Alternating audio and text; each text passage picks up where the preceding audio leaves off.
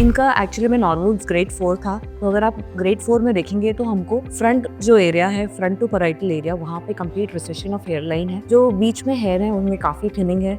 Hair line का shape हम different तरीके से ले सकते हैं। तो हमने अपने प्लान के अकॉर्डिंग ही ग्राफ्स इम्प्लांट करे हैं। This is his 6 month result, till not his final result, क्योंकि फाइनल रिजल्ट में 8 मंथ 12 मंथ्स मिलते हैं।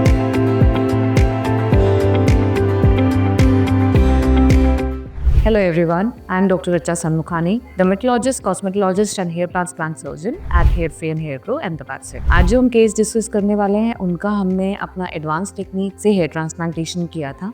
That is our big FUE technique, which is our patented technique. And ये टेक्निक हम use करते हैं ताकि हम एक नेचुरल रिजल्ट दे पाए, ताकि हम एक फास्टर रिजल्ट दे पाए, जो शेडिंग फेज है वो काफी कम कर पाए। तो आइए केस देखते हैं।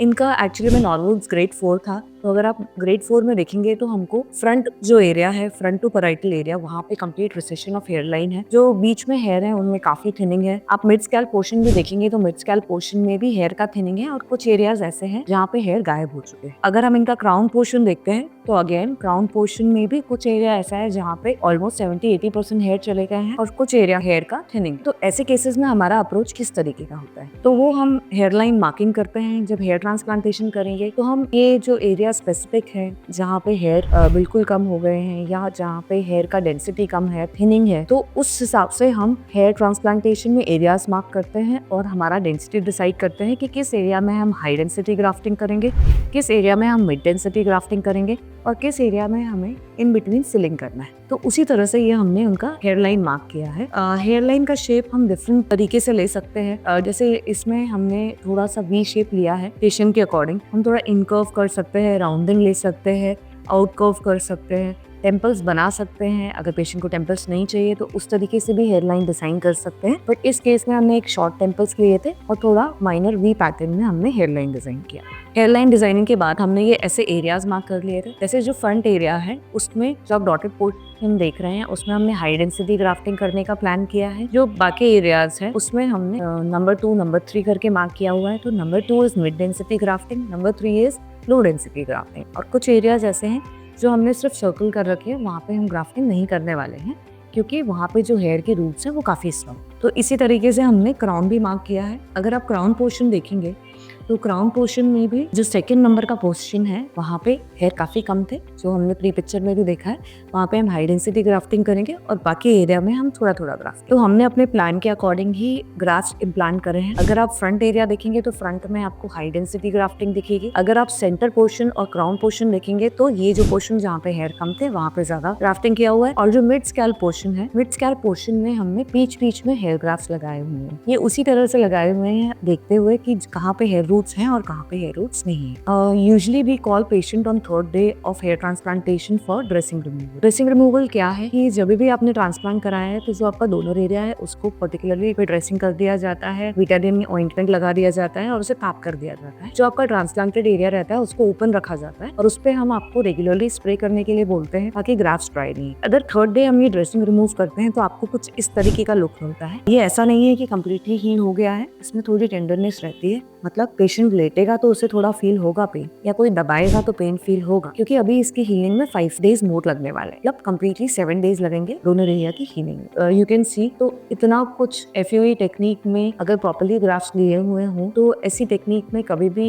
प्रॉब्लम नहीं आता है हीलिंग में। आपको पता भी नहीं लगेगा कि कहाँ से ग्राफ्ट लिए हैं और कहाँ से ग्राफ्ट नहीं लिए हैं। 5th डे यूजुअली हम पेशेंट को वॉशिंग के लिए बुलाते हैं। वॉशिंग का एम रहता है ये जो जहाँ पे भी हेयर लगे हैं वहाँ पे थोड़ा थोड़ा स्कैबिंग रहता है, तो आपको ये रेगुलरली वॉश करना होता है फॉर अनदर 4 to 5 डेज। आपको एक्सप्लेन करते हैं किस तरह से आपको वॉश करना है। और ये जो आप कैबिंग देख रहे हैं, क्रस्टिंग देख रहे हैं, वो वॉश से निकल जाना चाहिए। तो ये वॉशिंग का फोटो है। ये पेशेंट में हमने 3730 ग्राफ्ट इम्प्लांट किए थे, जिसमें से अराउंड 2700 ग्राफ्ट फ्रंट एरिया में था और बाकी ग्राफ्ट्स हमने मिड स्कैल्प एरिया और क्राउन एरिया में स्प्रेड किए। अब जब हेयर को देखेंगे तो सब जगह आपको क्रस्टिंग नजर आएगा और ये हमें वॉशिंग के टाइम पे रिमूव कर देना। ये फर्स्ट वॉश के बाद रिमूव नहीं होगा। जब भी पेशेंट यहाँ पे आता है हम उनको वॉशिंग एक्सप्लेन करते हैं, बताते हैं किस तरह से वॉश करना है और उनको फर्स्ट वॉश प्रोवाइड करते हैं। तो मतलब तरीके से आपको घर पे वॉश करना है 5 डेज के। अब हम पेशेंट का 1 मंथ ऑफ हेयर ट्रांसप्लांटेशन के बाद फोटो देखते हैं। तो इसमें आपको एक जो कंप्लीट शेडिंग है वो नहीं मिलेगी क्योंकि हायर टेक्निक से हमने किया हुआ है। थोड़े हेयर अपने आप ही ग्रोइंग स्टेज में आ जाएंगे और कुछ ही amount of hair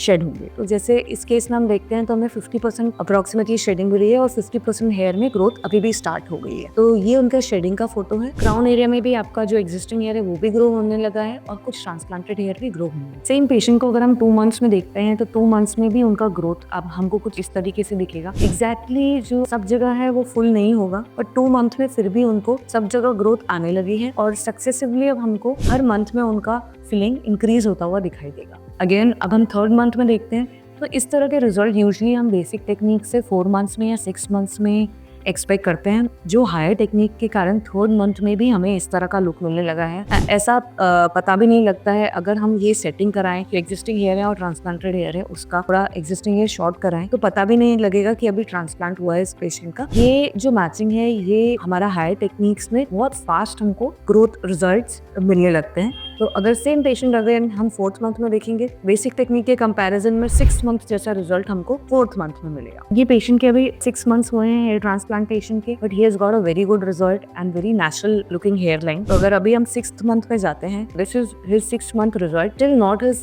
final result, क्योंकि फाइनल रिजल्ट में 8 मंथ 12 मंथ्स मिलते हैं। अभी भी अगर आप देखेंगे तो पूरा जो उनका ट्रांसप्लांटेड हेयर है, एक्जिस्टिंग हेयर है, क्राउन पोर्शन है, फ्रंट पोर्शन है, वो काफी अच्छी तरीके से मैच हो गया है। हेयर लाइन अगर आप देखेंगे तो परफेक्टली नेचुरल हेयर लाइन है, जिगजैग हेयर लाइन है। वी शेप होने के कारण, इतना नेचुरल हेयर लाइन होने के कारण वो हेयर भी अपने ऊपर रख पा रहे हैं। ट्रांसप्लांटेशन वाला लुक भी नहीं उनको हो रहा है। जबकि उनके कर्ली हेयर हैं, कर्ली हेयर में काफ़ी पॉसिबिलिटी रहती है अननेचुरल लगने की, बट कर्ली हेयर होने के बावजूद भी जो आप अगर उनका हेयर लाइन देखेंगे तो वो काफ़ी अच्छा है। हेयर लाइन के एरिया में भी मर्ज होता हुआ दिखेगा existing and transplanted hair. So for more such videos, please subscribe our channel and please follow us on Instagram and Facebook.